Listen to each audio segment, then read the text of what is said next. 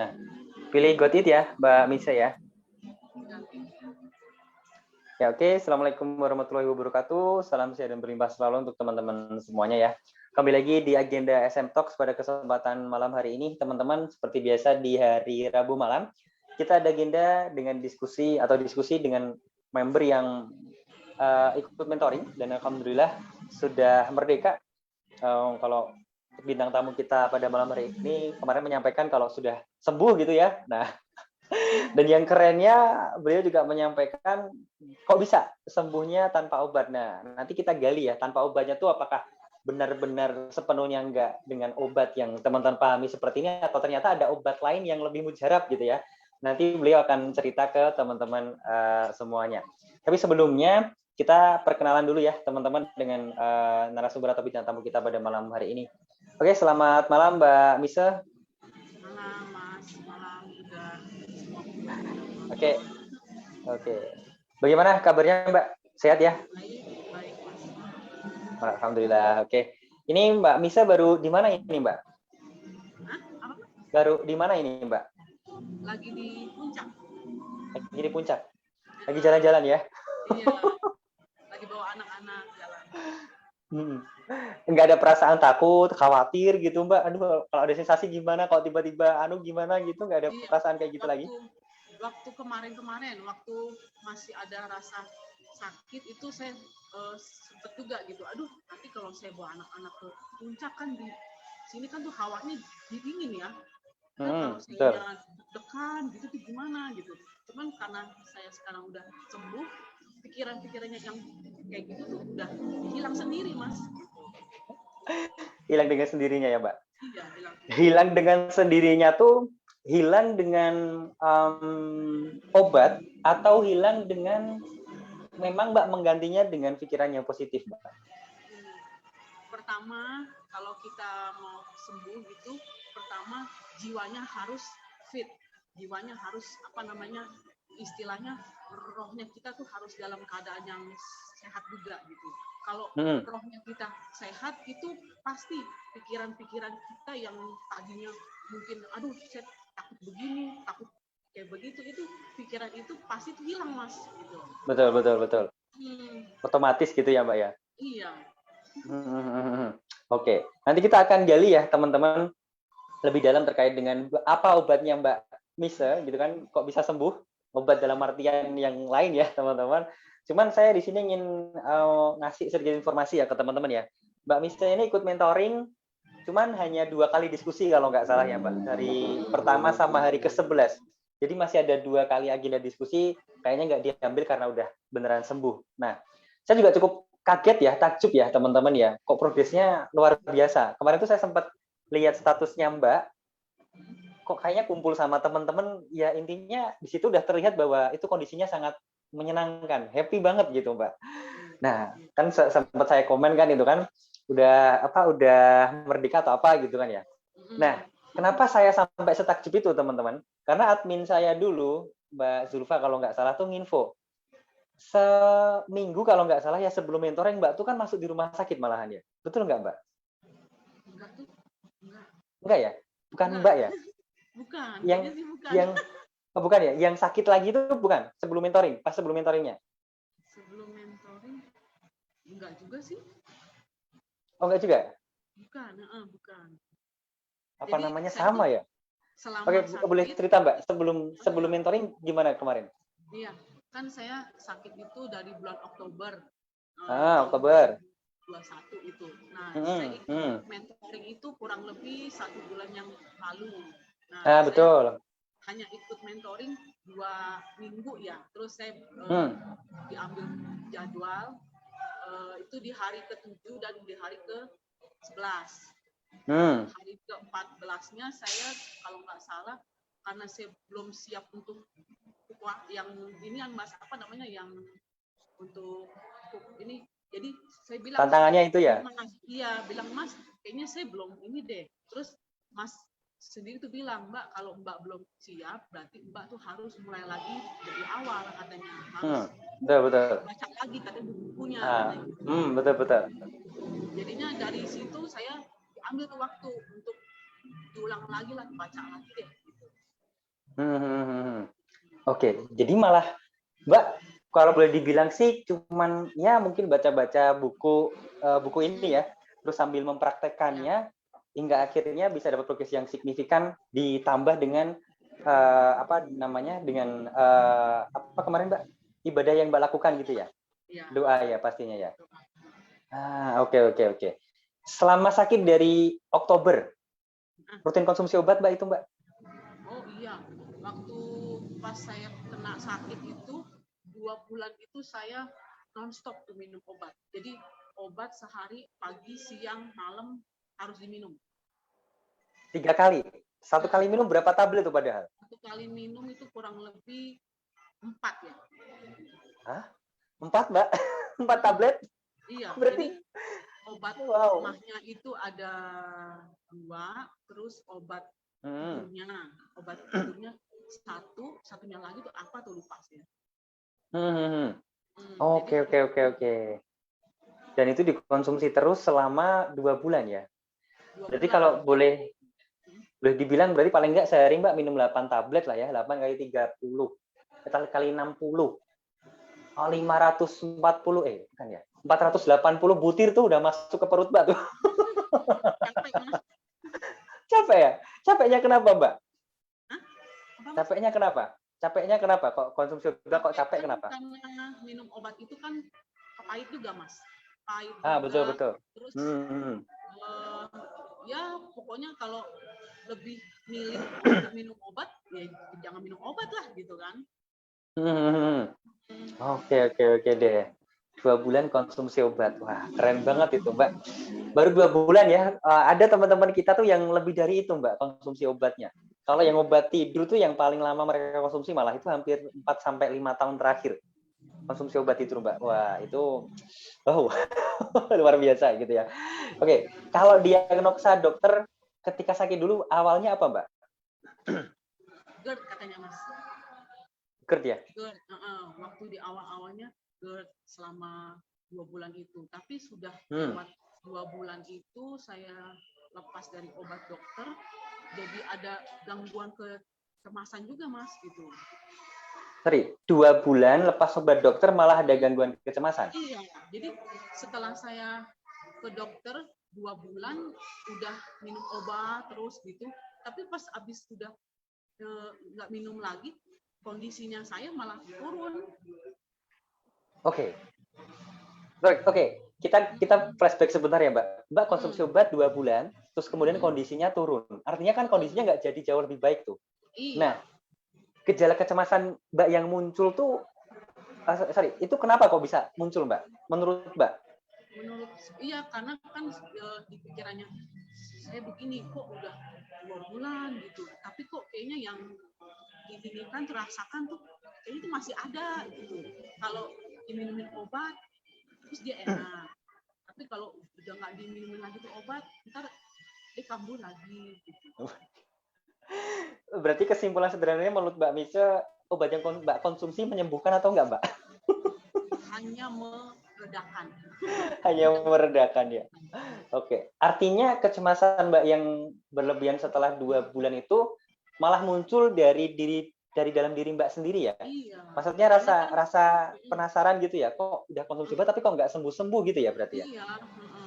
Karena juga dari dokter juga kan tuh bilang cuman hanya boleh makan yang ini aja gitu. Jadi Oke. 2 bulan itu saya tuh dipikir tiap hari makan cuman hanya kayak begini aja, cuman tempe, tahu, telur, sayur-sayuran tok begitu doang. Jadi keinian juga Mas, ya ampun, saya makan kok cuma kayak begini aja gitu.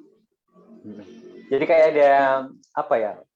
Tekanan dari dalam diri sendiri lagi gitu ya. Sampai stres malah gitu ya mungkin ya. Kan saya kan di rumah juga harus ngurusin apa namanya anak-anak juga gitu Mas. Jadi kalau saya cuma hanya tuh masak cuma buat diri saya doang, buat si anak-anak kayak gimana? Iya. Ya gitu kan. Oke. Jadi ini case-nya unik ya teman-teman ya. Ketika dokter bilang bahwa Mbak Misha tadi hanya boleh makan ini aja, sementara Mbak Misha di rumah harus masak juga untuk anaknya, akhirnya tambah bingung juga. Nah, aku kalau Iya, masak buat jadi diriku sendiri, anak-anaknya gimana gitu ya. Kalau masak buat anak-anak, aku nanti nggak makan gitu ya, Mbak ya. iya benar, benar. Waduh, tambah repot ya. Oke, oke. Iya, iya, iya. Jadi diagnosa awalnya GERD, terus kemudian itu berarti setelah selesai COVID ya, Mbak ya? COVID-nya udah nggak tinggi banget padahal ya? Iya, itu kan tahun 2021 COVID Hmm, sih hmm. ininya tuh masih ada, tapi sudah nggak yang di level yang udah tinggi lagi gitu. Tinggi lagi ya, oke. Nah, menurut Mbak Misa sendiri nih, ketika sakit dulu, awal mula sakit di bulan Oktober itu kan pasti ada permulaannya ya, Mbak. Maksudnya kan nggak Hmm. mungkin tiba-tiba kayak gitu ya. Menurut Mbak sendiri apa yang menyebabkan Mbak bisa dapat kondisi seperti itu pada waktu itu? Menurut saya itu saya terlalu banyak menyimpan beban emosi. Jadi Beban buat emosi. temen ya kalau buat ini ya nih, kalau buat teman-teman mungkin yang udah jaga makan, terus udah minum juga tuh obat dokter, cuman kok kayaknya kok masih kayak begini gitu. Nah, coba cek tuh hatinya, gitu mas. Jadi kalau hatinya itu nyimpen rasa marah, nyimpen rasa ya pokoknya semua orang kan faktornya ini ya yang mana-mana gitu kan. Coba deh teman kalau udah jaga makan, udah minum obatnya, tapi kok kayak begini aja gitu, berarti kan akarnya harus dicari akarnya apa. Harus dicari, harus diberesin. Oke Ya, deh. nah, kalau Sorry, yang sorry bukan Mbak hati, Misa. ya, Saya potong sebentar Mbak. Ini ada teman-teman yang komen nih Mbak. oh Ya Mas, iya. tolong suara Mbak Misa digedein. Agak dideketin bisa nggak Mbak? Oh Suaranya. boleh. Ya, Nah, udah oke. full nih mas. Oke. Tapi nanti megang terus nggak capek Mbak? Kuat Mbak? Ya, apa? Megang terus gini nggak capek nanti? Iya, habis soalnya di sini nggak ada ininya nih mas. Dan Oke, nanti bisa ganti-ganti ya tangan kanan tangan kiri gitu ya Mbak ya. boleh. Oke deh, nggak apa-apa. Kita berikan dukungan ke Mbak Misa ya teman-teman karena ini banyak banget yang antusias Mbak. Baru 10 menit udah 115-an teman-teman yang join Mbak. Ada cukup banyak. Oke, silakan dilanjut Mbak tadi Mbak. Ya, Terkait dengan pentingnya menemukan akarnya jadi tadi. buat teman-teman mungkin yang di luar sana gitu ya, yang punya masalah seperti ini gitu, yang udah makan obat, udah jaga juga tuh makannya, tapi kok kayaknya ini begini-begini aja gitu. Nah, coba deh teman-teman cek tuh hatinya. Kalau teman-teman punya nyimpan beban gitu tuh emosi, nah itu yang bisa ngeganggu juga tuh lambung. Karena lambung dan pikiran itu tuh nyambung. Yes.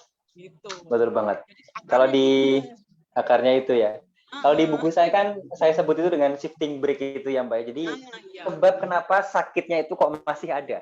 Nah, banyak dari teman-teman kita itu yang mungkin kadang apa ya, kalau boleh saya bilang tuh nggak aware atau nggak sadar bahwa ada sesuatu, ada something wrong di sana Mbak.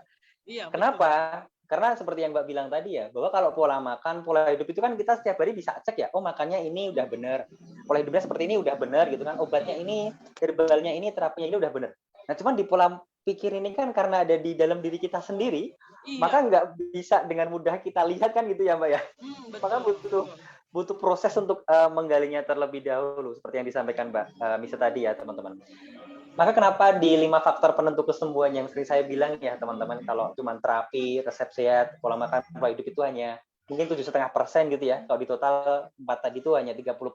Tapi 70% yang paling dominan itu di pola pikir kita. Nah, permasalahannya adalah kita tuh jarang banget menyadari bahwa ada yang salah di situ. Kenapa? Karena kita tuh cenderung gini kan ya Mbak ya. Sakit solusinya adalah obat. Nah, solusinya obat itu kan di luar kita ya, bukan di dalam kita ya. Sakit obat gitu. Nah, kita sudah sejak dulu doktrin seperti itu, teman-teman. Maka kenapa di buku saya ini, kalau teman-teman baca ya, di halaman belakang ini kan ada satu quote ya. Anda memiliki kemampuan untuk menyembuhkan diri Anda sendiri, hanya perlu mindset yang tepat untuk mencapainya. Mindset yang tepat di sini tuh bukan berarti saya kok meminta teman-teman sombong bahwa bisa sembuh gitu kok, bukan teman-teman. Tapi seperti yang Mbak Misa bilang tadi, kita harus gali ke akarnya. Nah, mindset yang tepat itu seperti fondasi yang dibutuhkan itu ya, kita harus gali dulu akarnya tuh apa, sebabnya tuh apa. Mbak Misa tadi udah bilang bahwa dari pola pikir. Kenapa Mbak bilang itu yang paling berat, itu yang menjadi sebabnya atau akarnya gitu Mbak. Kenapa Mbak? Setelah proses penggalian apa gitu mungkin?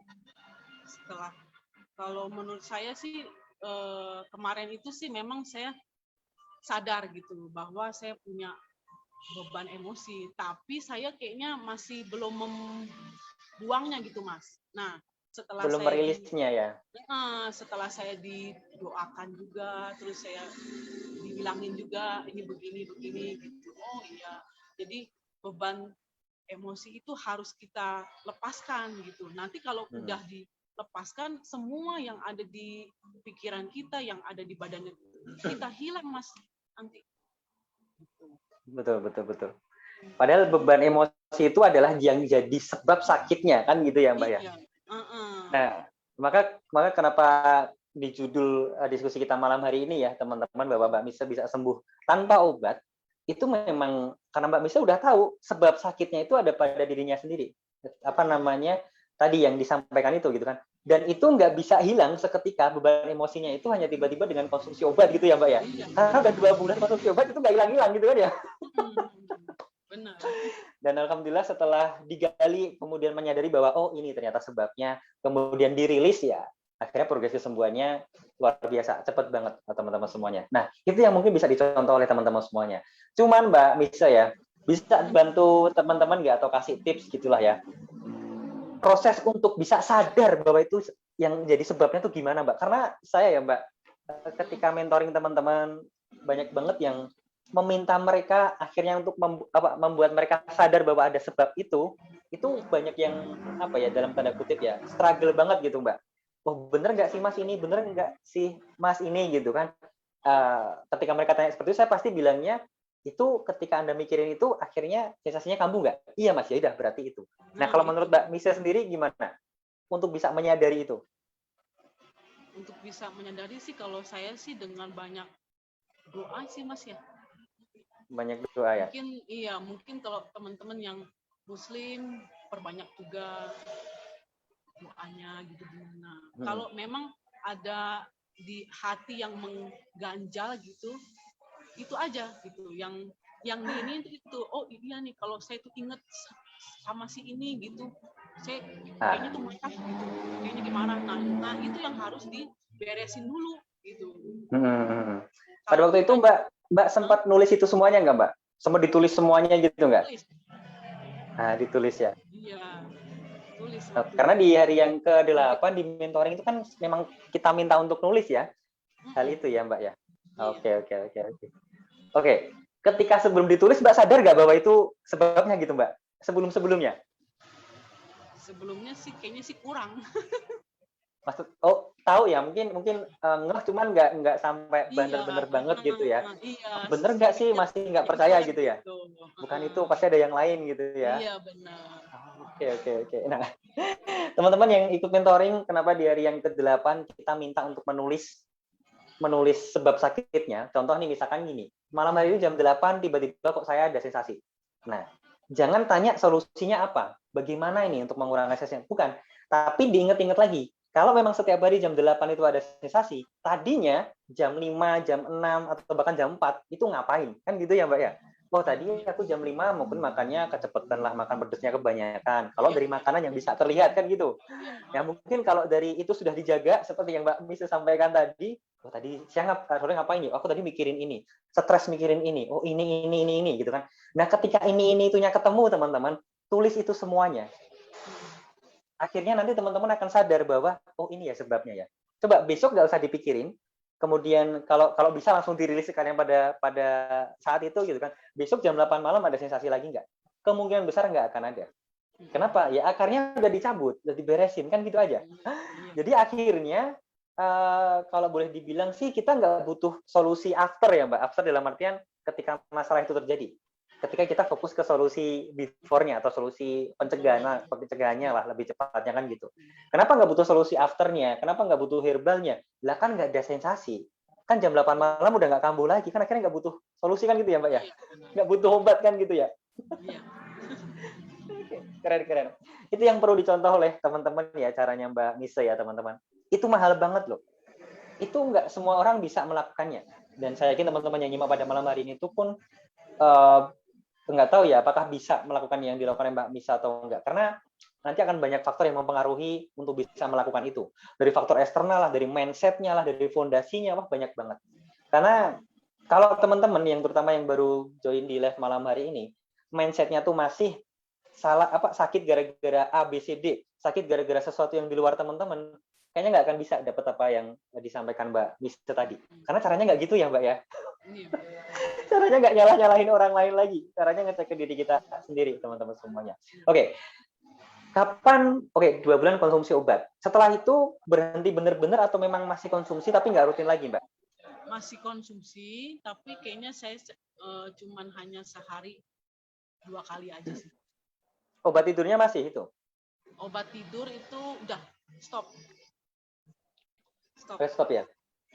Karena memang udah lepas dari 2 bulan itu saya udah bisa sih gitu, udah bisa tidur tapi keadaan perutnya belum gitu.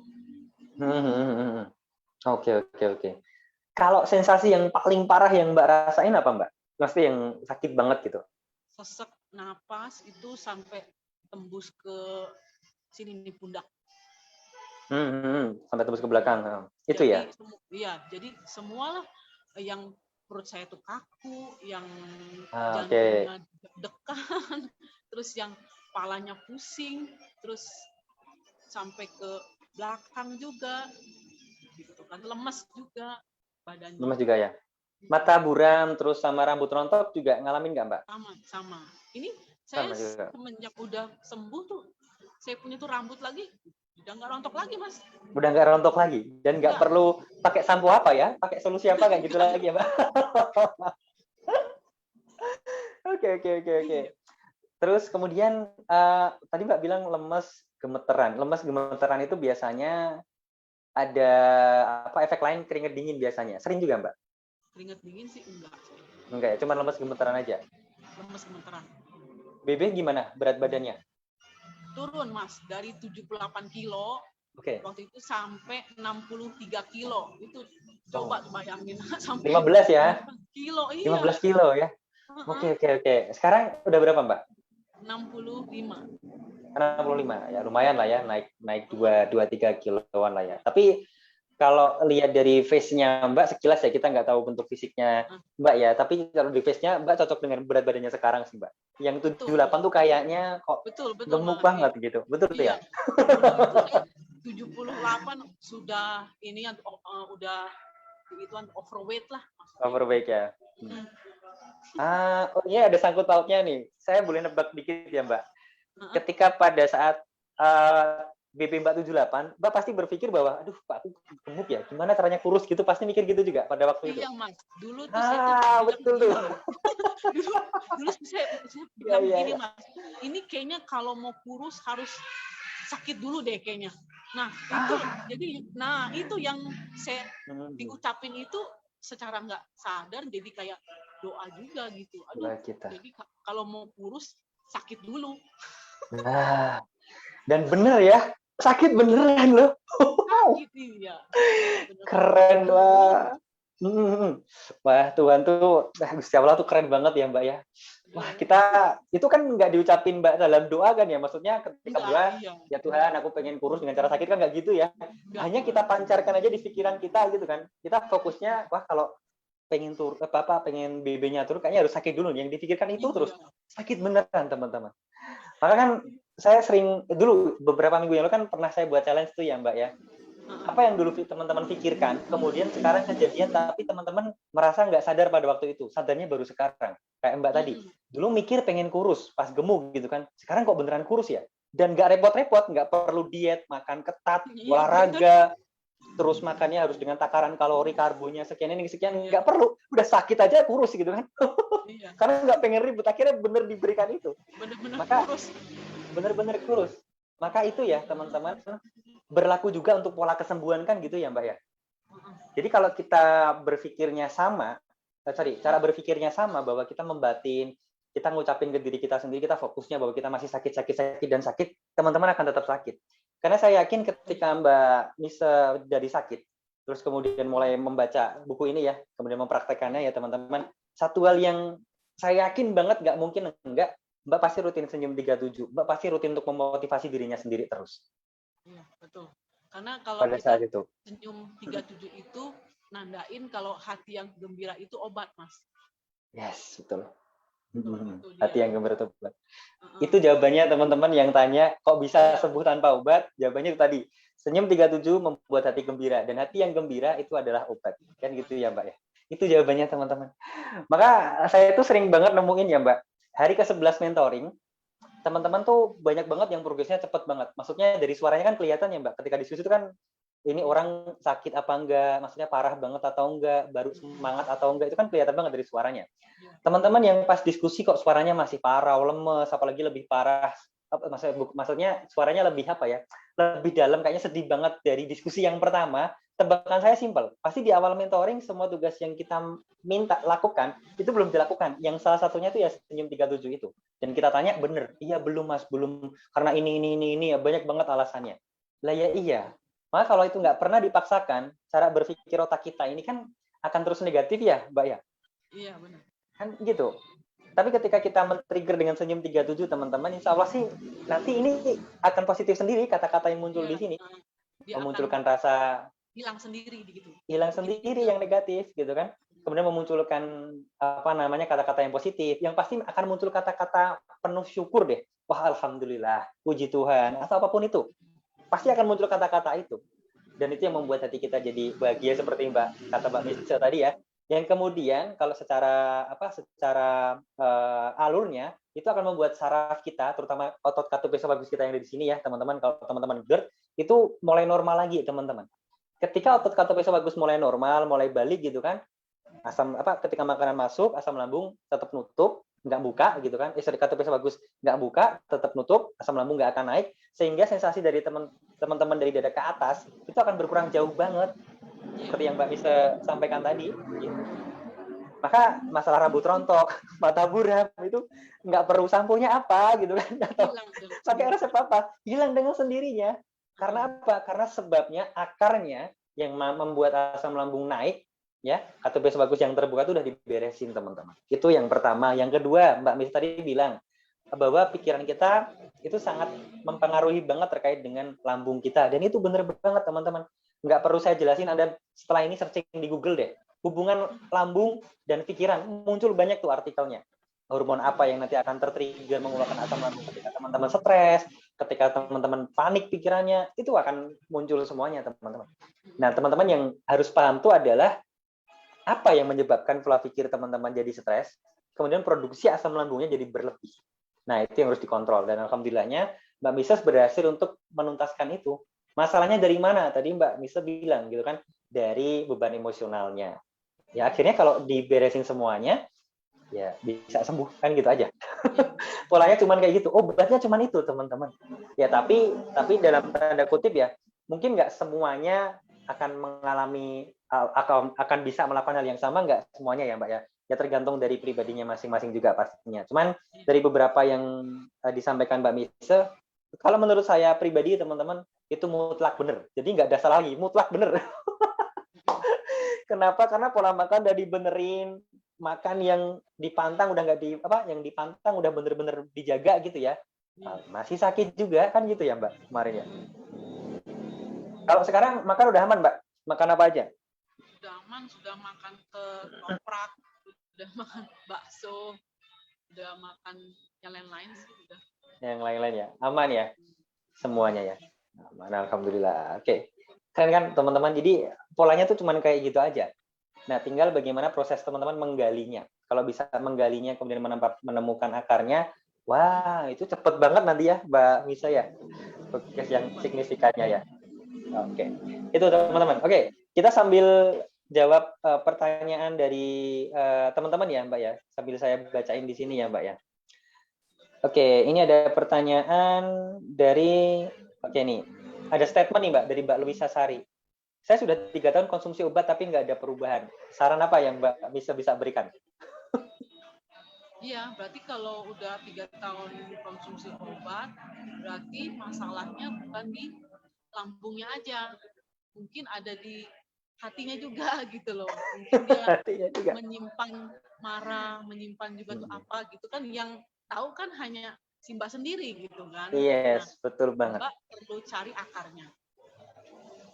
Perlu cari akarnya. Sebenarnya nggak susah ya Mbak nyari akarnya itu ya Mbak Misa ya. Kita cuma perlu mengamati polanya aja. Jadi seperti yang saya contohkan ya teman-teman tadi ya. Jam 8 kalau kambuh tadi ngapain? Nah, ketika muncul ngapain-ngapainnya itu, sebab-sebabnya tadi ya, teman-teman hanya perlu nulis itu semuanya. Ditulis, ditulis, ditulis. Nah, mana dari itu semua yang berulang teman-teman? Nah, kalau itu semuanya berulang, nah berarti itu sebabnya. Sesimpel itu sebenarnya.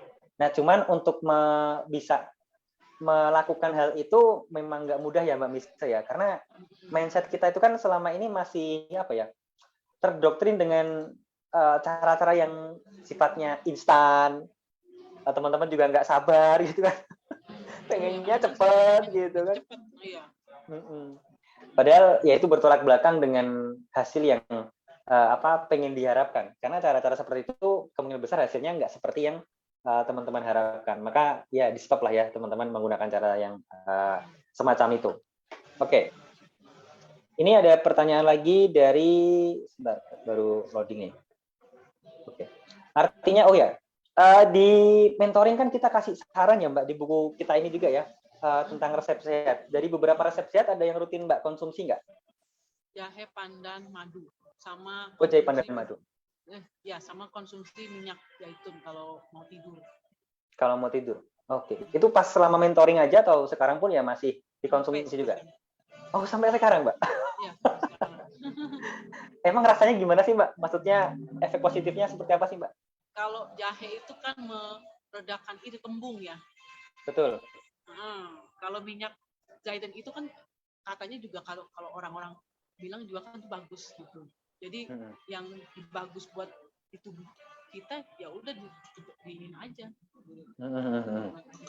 Oke.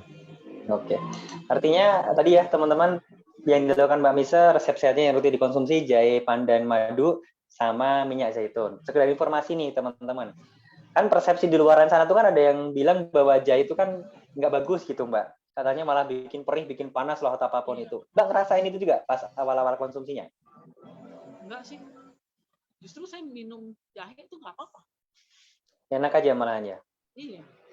Oke. Yang jahe pandan madu dikonsumsi pagi, malam juga? Pagi dan malam. Malamnya kapan, Mbak? Malamnya sebelum tidur. Pas itu. Nah, kalau tadi Mbak bilang, terus kemudian tidurnya mulai enak, itu gara-gara itu kemungkinan besar, Mbak. Iya. Kenapa? Karena memang jahe itu membuat tubuh kita jadi rileks, teman-teman. Iya, tenang, rileks, gitu kan. Enak aja saraf-sarafnya, gitu kan. Kemudian itu yang membuat kita jadi merasa ngantuk, ya akhirnya lebih cepat untuk tidurnya, teman-teman. Nah, itu banyak resep yang tadi Mbak Misa sampaikan ya. Perlu dicontoh tuh, teman-teman. Perlu dipraktekkan ya, cara-caranya ya. Jadi, jangan pernah berharap hasil seperti Mbak Misa, gitu kan. Tapi nggak mau lakuin apa yang dilakukan Mbak Misa, gitu kan. Ya kan aneh ya, Mbak ya? Iya. Padahal itu kan butuh proses, butuh kesabaran, butuh kesungguhan dalam mengenali dirinya sendiri gitu kan. Nggak bisa apa ya, dengan cara yang nggak sabar gitu. Maka ya nikmati prosesnya, itu yang paling penting. Oke. Mulai kapan Mbak Misa berpikir bahwa kayaknya aku nggak akan sembuh deh dengan obat? Maksudnya dalam artian kok gini terus? Ya, tadi udah cerita. Cuman maksudnya gini, titik di mana Mbak mulai frustasi, kok nggak seperti yang aku harapkan solusi ini gitu. Itu kapan, Mbak? Itu kurang lebih 1 bulan yang lalu tuh. Oh, 1 bulan yang lalu. Berarti sebelum ikut mentoring? Sebelum, ya benar-benar. Sebelum ikut mentoring itu sempat juga Mas gitu. Ini saya udah makan obat, udah dari obat yang murah sampai obat yang mahal. Tapi kok ini begini-begini aja. Aduh. Itu termasuk herbal ya, Mbak? Dikonsumsi juga? Yang bukan. Kalau waktu yang sebelum mentoring mah cuman hanya obat-obat kimia aja, ya? Mas. Obat kimia gitu ya? Iya. Oke, terus? Jadi saya berpikir, waduh, saya bisa ini gila nih saya gitu. Tiap hari makan obat. Terus di pikiran juga nih, takut ini, takut itu. Aduh, ntar kalau saya tuh gila nih gimana? Saya bilang begitu. Sempat juga tuh mikir gitu, Mas, gitu. Oke. Kalau udah mikir kayak gitu tambah cemasnya luar biasa tuh ya Mbak ya. Iya, Mas, tambah. Oke, ini ada Mbak Dewi Sartika nih. Betul Mas, sekarang saya sudah sembuh, rambut juga nggak rontok. Tuh kan teman-teman. Artinya fokus saja beresin akarnya gitu ya Mbak. Semua sensasi yang dirasakan insya Allah juga akan berkurang. Rambut rontok, mata buram, telinga berdenging, lidahnya pahit, tenggorokannya lengket, dadanya panas tembus sampai belakang, jantungnya berdebar kenceng, sesak napas. Ya semuanya itu akarnya kan cuma katup esofagusnya terbuka, asam lambung naik. Ya beresin itu aja teman-teman. Nanti sensasi yang lainnya pasti akan berkurang banyak. Daripada ya Mbak Misa ya, kita mikirin satu persatu sensasinya. Aduh, rambut rontok solusinya apa nih? Mata buram mah jangan-jangan aku tambah minus nih, mah perlu ke dokter mata lagi nih, perlu periksa lagi gitu kan. Lalu udah ganti kacamata yang tebelnya 1 senti gitu kan, nggak sembuh-sembuh juga. Melihatannya masih kabur, tambah pusing kan. Nah, daripada kayak gitu kan, mending kita gali aja ke diri kita sendiri teman-teman. Beresin aja akarnya itu gitu kan. Oke. Itu oke. Kelihatan dari wajahnya nih Mbak Misa, aura merdekanya kelihatan cerah bahagia sambil jempol 3 Mbak. Mas Jimat penuh rahmat ya. Alhamdulillah ya. Puji Tuhan ya Mbak Misa ya, keren-keren banget. Oke. Ya karena kapan ketika Mbak sudah merutinkan senyum 37 biasanya sih kayak ada pergolakan di pikiran. Mbak ngalamin itu juga? Maksudnya kayak kalau ada sensasi kan harusnya aku ngeluh aja, ya udah marah-marah aja gitu. Waktu di awal-awal itu, aduh kok ini badan saya kayak begini disuruh senyum-senyum gitu. Kayaknya gimana ini? Saya senyum-senyum sendiri kayak orang gila, sendiri. Oke, terus? Udah, ya intinya sih kalau kita udah konsisten lah gitu. Jadi itu dengan sendirinya tuh bisa gitu. Dan itu sebenarnya yang paling utama kan meminimalisir pikiran-pikiran negatif yang muncul di kepala kita kan ya Mbak ya? Benar, kalau kita udah senyum gitu, pikiran-pikiran yang agak kurang baik tuh udah mulai agak turun gitu. Oke deh. Itu loh teman-teman, cara sederhana, nggak perlu bayar, karena udah dianugerahkan oleh Tuhan kepada kita ya dengan wajah yang seperti ini, dengan semua yang ada pada diri kita gitu kan. Ayo dimaksimalkan, dimanfaatkan gitu teman-teman. Karena apa? Saya pribadi percaya kok, ketika wajah kita ini berusaha bahagia teman-teman, itu akan men-trigger pikiran kita, atau apa yang kita batin, kata-kata yang muncul di pikiran kita tuh akan berubah jadi positif. Kalau kita udah bahagia gini, kita udah senyum gini, tapi yang muncul di pikiran kita ini serba negatif, jelek, apalagi keluhan-keluhan yang negatif gitu kan, kata-kata yang mengeluh yang negatif, berarti dia yang konslet kabelnya. Ya kan ya Mbak, bisa ya? Kalau udah konslet kayak gitu, berarti ya kita udah angkat tangan. Itu udah yang sebelah sana itu, yang jauh itu ya teman-teman. Nanti ada harus di sana dikarantina lah, nggak boleh dijenguk orang lah gitu kan. Ya semoga jangan sampai seperti itu ya teman-teman. Artinya dibiasakan aja, karena kalau udah membiasakan, nanti kalau menurut saya pribadi teman-teman, kita nggak perlu senyum lagi. Otak kita tuh udah ke-trigger otomatis untuk berusaha mencari respon yang positif. Mbak bisa ngerasain kayak gitu juga Mbak? Iya, jadi sekarang tanpa harus senyum juga pikiran kita udah apa namanya itu bisa lah, maksudnya enggak kok gitu. Enggak. Oke. Jadi bisa kayak punya apa ya? Punya benteng atau punya kayak blocking terhadap yang negatif-negatif gitu ya. Iya. Itu loh manfaat jangka panjangnya teman-teman. Membiasakan cara kerja pikiran teman-teman untuk merespon apapun dengan positif. Meskipun memang nggak sepenuhnya bisa. Ya memang kita hidup sebagai manusia normal, ada yang negatif, kadang positif, itu ya wajar. Cuman yang negatif itu nggak dominan lagi di kepala kita. Iya, benar. Gitu. Nah, contoh yang negatif tuh gimana? Ya teman-teman yang masih suka ngeluh, yang suka marah-marah, yang suka pokoknya semua pikirannya serba negatif lah, takut mati lah, cemas lah, overthinking lah. Nanti kalau naik motor jatuh pingsan gimana, tiba-tiba gini terus mati gimana. Nah, yang kayak gitu tuh yang sampai segitunya itu harus rutin senyum 37 teman-teman. Dibiasakan aja. Oke Mas, nanti dikirain orang gila gimana? Pakailah masker. Nggak apa-apa, nggak kelihatan kan ya? Simpel aja lah Mbak ya. Ya kalau misalkan dibilang orang gila pun secara fisik kita malah justru harus belajar dari orang gila. Ya mohon maaf nih. Orang gila kan semua fisiknya kan sehat ya Mbak ya? di pinggir jalan di aspal, makan makanan sampah, tidur di pinggiran toko, gigitin nyamuk, nggak pernah mandi, nggak pernah membersihkan badan, malah sehat secara fisik loh ya teman-teman. Kenapa bisa kayak gitu? Ya karena ada kabel yang putus di pikirannya dia gitu kan. Ya akhirnya yang dari dia sebab stres atau apapun itu nggak mempengaruhi kondisi fisiknya dia. Karena udah putus kabelnya gitu kan. Nah kalau teman-teman kan teman-teman masih nyambung gitu loh, maka ya nggak apa-apa lah kalau cuma dianggap sebagai orang gila. Tapi secara fisik teman-teman sehat dan alhamdulillahnya dalam jangka waktu mungkin nggak lama lagi teman-teman bisa hidup normal lagi seperti Mbak Mise. Gitu ya teman-teman. Jadi tetap semangat, nggak usah apa ya. Oke, ini unik Mbak. Dulu ketika sakit, Mbak sering kumpul dengan teman-teman yang sakit nggak? Misalkan ikut grup WhatsApp apa, grup Facebook apa gitu? Oh enggak, memang. Dari awal saya sakit tuh saya nggak mau kumpul dengan orang-orang yang sama pula gitu. Karena kalau menurut saya kalau saya kumpul dengan orang yang sakit, bukannya bikin saya tambah kuat, malah saya down gitu. Oke, kenapa Mbak bisa nyimpulin kayak gitu, Mbak?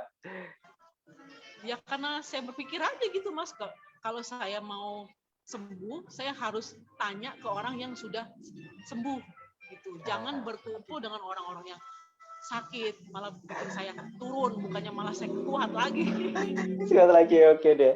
Nah itu sudah saya jabarkan detail juga teman-teman di buku ini, 5 Langkahmu Berdamai dengan Asam Lambung Mageran Ciati ini, di bab tentang menikmati sakit.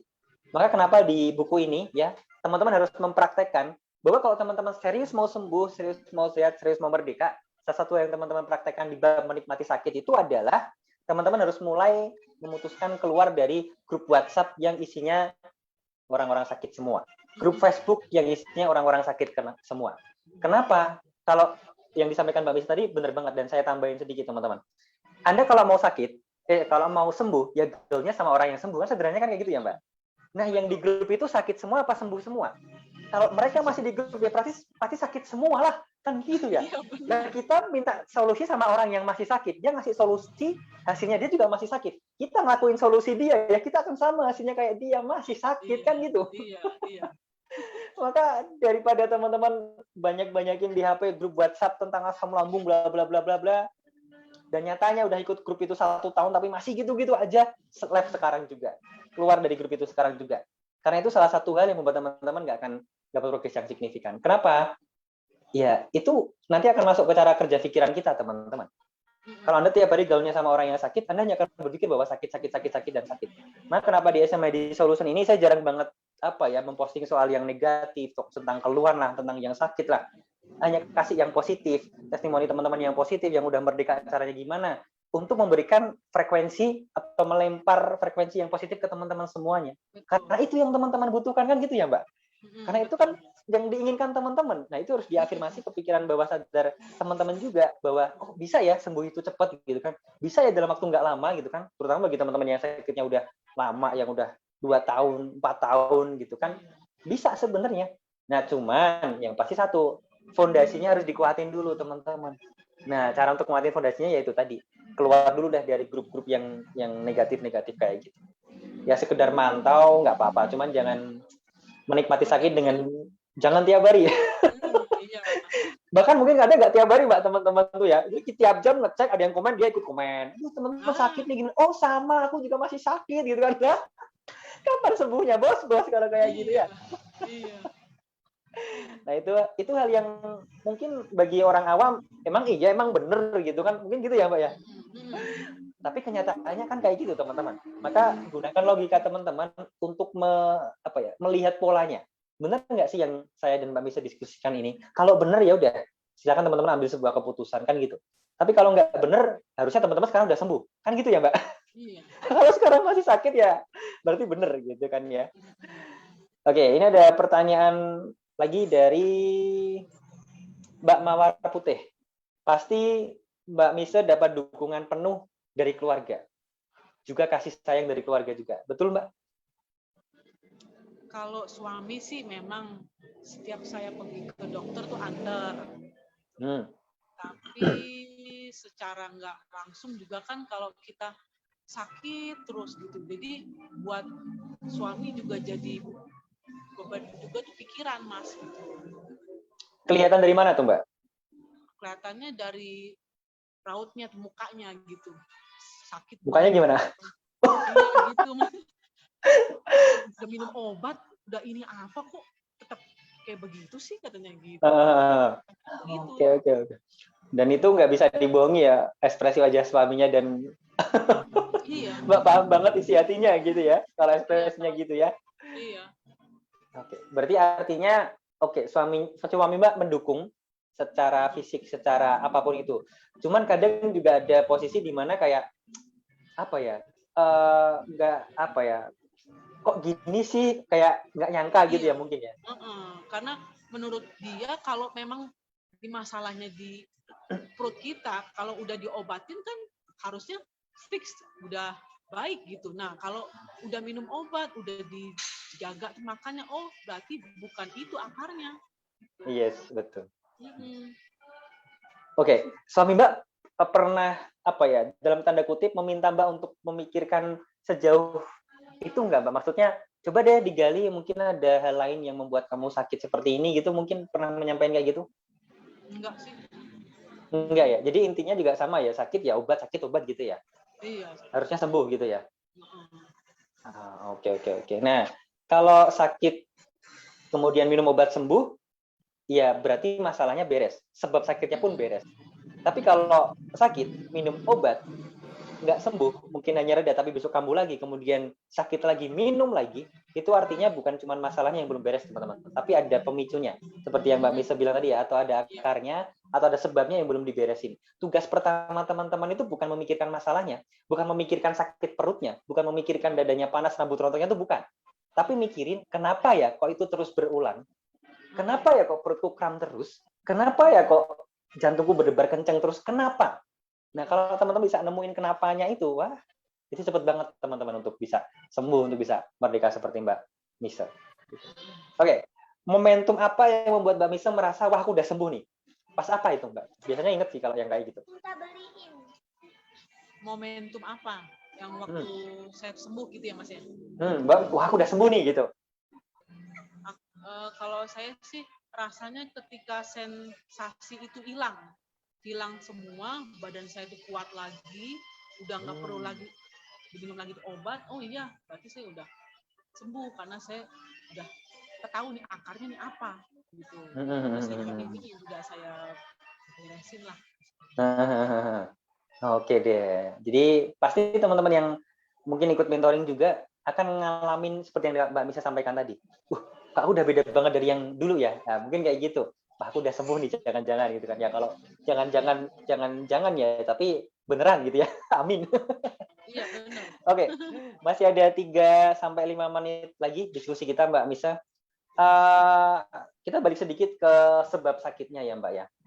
Kan banyak banget faktornya. Kalau di buku saya ini kan saya bagi jadi 3 ya, Mbak ya. Yang pertama karena trauma, yang kedua karena kondisi yang kita rasakan sekarang, yang ketiga adalah karena faktor eksternal. Ya, faktor eksternal banyak banget. Nggak perlu diceritain detail, Mbak, tapi kalau Mbak Misa sendiri mengalami yang mana, Mbak? Dari 3 tadi yang paling dominan.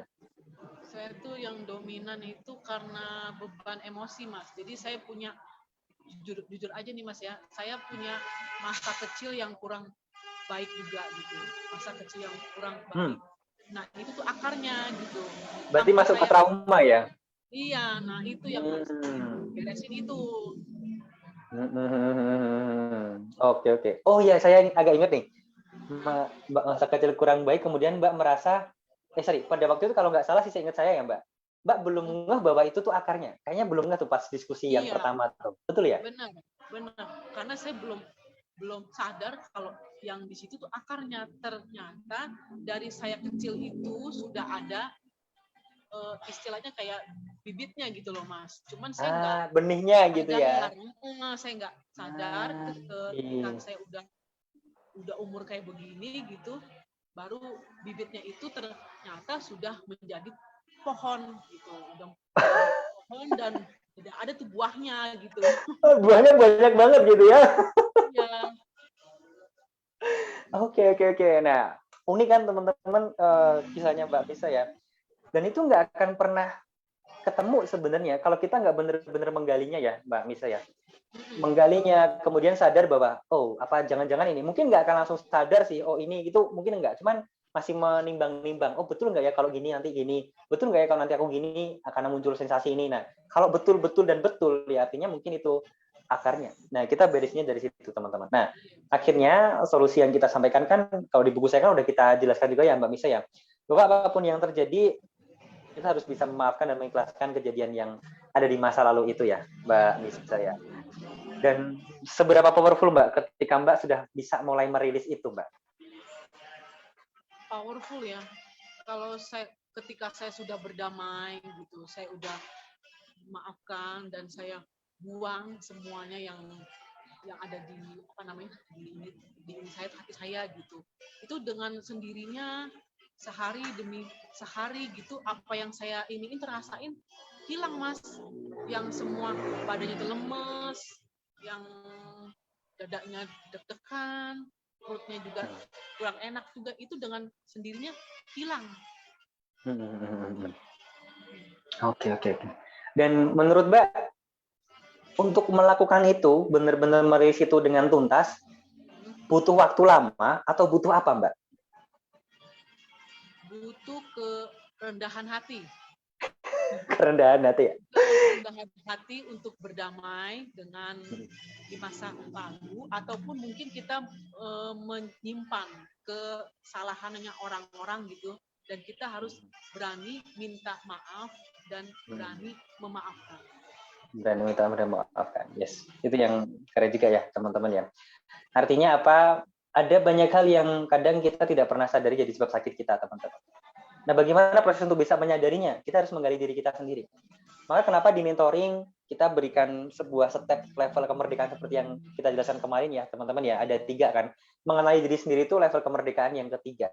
Kalau sudah proses itu, biasanya proses keempat, kelima itu jauh lebih cepat.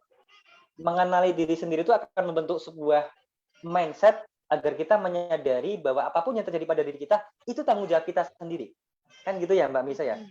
Orang lain mungkin iya pengaruh sama kita, cuman nggak sepenuhnya. Maka akan mengurangi atau mendegradasi mindset pola pikir untuk nyalahin orang lain lagi. Wah dia salah, dia ini udah nggak gitu lagi teman-teman. Itu udah akan berkurang banyak banget. Termasuk teman-teman yang nyalahin apa namanya penjual herbal A gitu kan, penjual madu A, penjual madu B. Wah kamu nggak bagus, enggak gitu bos gitu. Bukan madunya nggak bagus, tapi memang madunya belum sesuai dengan sebab sakit yang teman-teman rasakan. Contohnya nih, misalkan Mbak Misa minum madu sekarang, bisa nggak traumanya dulu hilang? Ya kalau bisa artinya kan udah beres kan gitu aja. Nyatanya kok belum bisa gitu teman-teman. Ya, artinya apakah madunya nggak bekerja? Ya bekerja, cuman nggak sesuai, nggak make sense dengan sebab sakitnya kan gitu ya. Akhirnya masalahnya pun juga nggak beres. Gitu ya teman-teman. Oke, satu pertanyaan lagi dari teman-teman nih Mbak Misa ya. Karena banyak banget yang hadir, banyak banget yang antusias. Sebentar, Jai Pandan Madu. Oke, sama nih kayak Mbak Misa ya. Oke. Mana ini? Nah. Tadi ada pertanyaan yang cukup panjang sih. Bentar. Oke. Mbak masih suka baper atau misalkan dengan orang-orang yang negatif tentang Mbak?